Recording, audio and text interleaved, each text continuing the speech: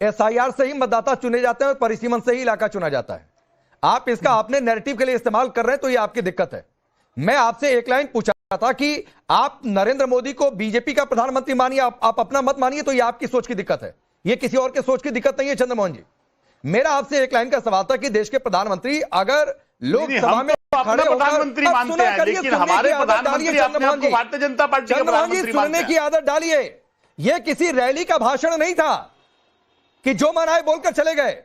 लोकसभा में बोली गई किसी भी नेता की एक एक बात अनटिल एंड अनलेस वो रिकॉर्ड से ना हटा दी जाए तो वो ऑन रिकॉर्ड होती है। और फिर ऑन रिकॉर्ड जब ये कहा जा रहा है कि गारंटी है कि भेदभाव नहीं होगा, गारंटी है कि जो रेशियो आज की डेट में बना है वो बना रहेगा, गारंटी इस बात की लेकर है कि साउथ नॉर्थ वाला जो नैरेटिव आ रहा है वो नहीं होगा, तो फिर आप इस पर अगर भरोसा नहीं करेंगे तो फिर ये आपका स्टंट माना जाएगा। देखिए, ये आपकी बात, आप अपनी बात पे चले गए। माइक बंद हो जाना और किसी चीज को चलते हुए रोक देना, रिकॉर्ड पे ना देना, ये भारतीय जनता पार्टी की सरकार में और इसी सरकार के नीति के अंदर हुआ है, पहले की सरकारों में नहीं हुआ है। और जिस महिला आरक्षण की बात में आप बात कर रहे हो, वो लड़ाई तो 1987 आज मैं दे रहा हूं ना, जो 1987 में, 82 में, 96 में, 2010 में, 2018 में और लास्ट में राहुल गांधी जी ने भी इसके लिए पत्र लिखा। तो फिर गारंटी किस बात क्यों नहीं दिया? तो विधेयक पास ही है। अरे कर देना चाहिए था, पत्र लिखने की जरूरत क्यों राहुल गांधी को पड़ गई? अरे तो 70 साल तक शासन किया, बना देना था। वो हमारी जब सरकार थी तो हमारे पास गठबंधन की सरकार उनके पास अधिकार थे, वो बनवा देते बिल। हमने गठबंधन की सरकार चला के गठबंधन का धर्म निभाया था।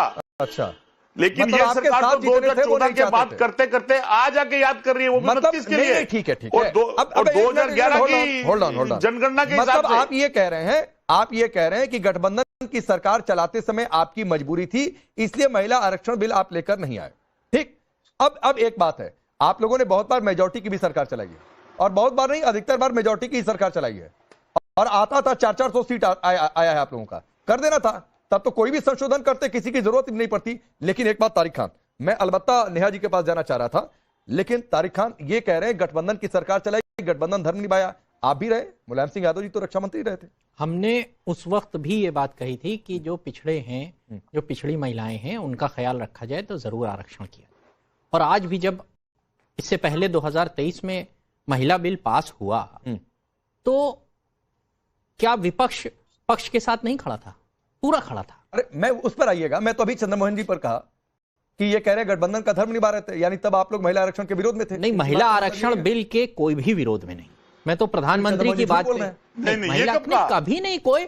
जब अभी बिल पास कराया गया है, सिर्फ 2 वोट, 456 लोग थे लोकसभा में, 454 वोट मिले। चंद्रमोहन जी अभी एक मिनट तारिक भाई, एक मिनट। चंद्रमोहन जी, आपसे थोड़ी देर पहले आपने कहा, जब मैंने सवाल पूछा कि आप लोगों ने क्यों नहीं कर दिया, तब आपने कहा कि गठबंधन धर्म में थे, गठबंधन धर्म निभा रहे थे, तो उसका यही मतलब निकला कि गठबंधन के बाकी साथी जो है वो महिला आरक्षण के विरोध में थे। राकेश जी, जलेबी की तरह होती है, राकेश जी जलेबी नहीं होते हैं। विरोध उस समय भी विपक्ष ने नहीं करा था। जलेबी चंद्रमोहन जी होते हैं, राकेश जी तो जलेबी नहीं है। अटल बिहारी वाजपेयी थे और देश भी समझ रहा है और लोग भी समझ रहे हैं, और थोड़ी देर बाद आप भी समझेंगे चंद्रमोहन जी कि राकेश जी जलेबी नहीं है, जलेबी चंद्रमोहन जी है, और वो वही बनाने की कोशिश कर रहे हैं। वाजपेयी, लालकृष्ण आडवाणी ने इनका विरोध किया था महिला आरक्षण बिल का। अरे गठबंधन धर्म विरोध विपक्ष के साथ होता है कि अपने साथियों के साथ होता है जिनके साथ सरकार चला रहे हैं? बिल के ऊपर परिसीमन की आड़ के अंदर राजनीति कर रही है। मैंने तारिक भाई अपनी बात वही करिए, फिर आगे मैं प्रधानमंत्री की बात ना, वो जो आप जलेबी बना रहे थे बस उसे मैंने बता दिया कि जलेबी है। जो ये बिल लेके आए हैं, डिलिमिटेशन बिल, प्रधानमंत्री जी ने कहा अभी पार्लियामेंट में कि किसी के साथ भेदभाव नहीं होगा। मतलब यह है कि एक जो बात हो रही है कि प्रोपोर्शनेट में सीटें बढ़ेंगी, कहां बिल में लिखा हुआ है? अगर ये चीज बिल में लिखी होती, कहीं भी नहीं लिखी हुई है, क्या लिखा है? कहीं भी नहीं लिखा है बिल में। ये लिखा हुआ है कि जो पुराना आर्टिकल 81 था वो ये कहता था कि जनसंख्या के आधार पर जो लोकसभा सीट है वो तय की जाएंगी, उसको बहाल किया गया है। जो फ्रीज है इस बिल में खत्म किया गया है, जो 74 में फ्रीज था, फिर 2001 में अटल जी ने फ्रीज किया 25 सालों के लिए, वो खत्म किया गया है। और जो पुराना आर्टिकल है 81 और 82, उसमें ये क्लियर कट लिखा हुआ है कि मैक्सिमम नंबर ऑफ जो सीट है वो 5.5 से ऊपर नहीं जाएंगे, उसको हटा दिया गया है। और जो आपकी सीट्स होंगी वो निर्धारित होंगी पॉपुलेशन पे। अब यही दिक्कत आती है जो प्रधानमंत्री बात कह रहे हैं कि मैं ऐसे गारंटी दे दूं, वैसे गारंटी दे दूं, बिल में ये बात कहीं भी मेंशन नहीं है कि जो एक बात कल से या परसों से चल रही है कि प्रोपोर्शनेट में बढ़ेगा। अगर ऐसे बढ़ रहा है तो क्या दिक्कत है? मतलब जाहिर सी बात है 50% सबकी बढ़ जाएगी। तारिक भाई, पहले वाला जो 50% सबकी बढ़ रही है। पहले वाला जो एडजस्टमेंट था वो किस हिसाब से था? पॉपुलेशन के हिसाब से था। अभी पॉपुलेशन के हिसाब से हो रहा है तो दिक्कत है, पहले वाला ठीक था? नहीं, पहले वाला ठीक नहीं था, इसीलिए फ्रीज किया गया था। क्या अटल जी गलत थे जो फ्रीज किया था?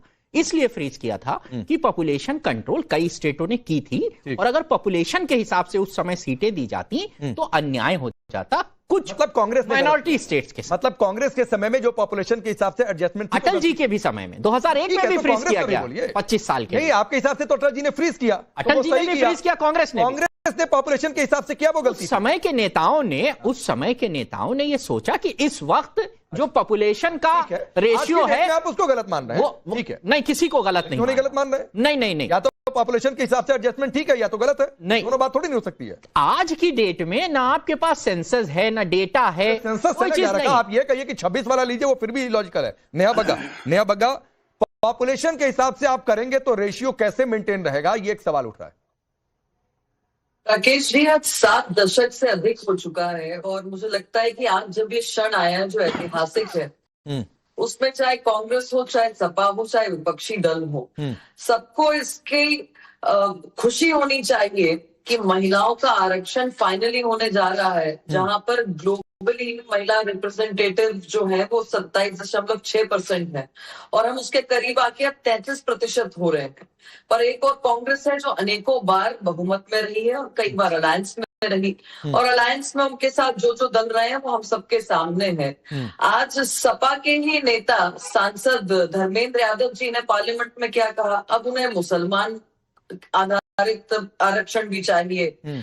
तो महिलाओं को कभी धर्म पे बांटेंगे, कभी जात पे बांटेंगे, कभी सेंसस पे बांटेंगे, कभी डिलिमिटेशन पे बांटेंगे। ये केवल एक ही चीज है कि इनको महिलाएं तो चाहिए वोट के लिए, झंडा उठाने के लिए, स्कीम्स बनाकर लुभाने के लिए, मगर जहां पर महिला नेतृत्व की बात आती है तो परिवार से आगे कहीं पर ये बढ़ नहीं पाते। और इसीलिए एक बहुत अच्छा शेर भी है कि बहुमत भी तुम्हारा था और हुकूमत भी तुम्हारी थी। बहुमत भी तुम्हारा था और हुकूमत भी तुम्हारी थी, फिर क्यों 70 साल तक नारी शक्ति हारी थी?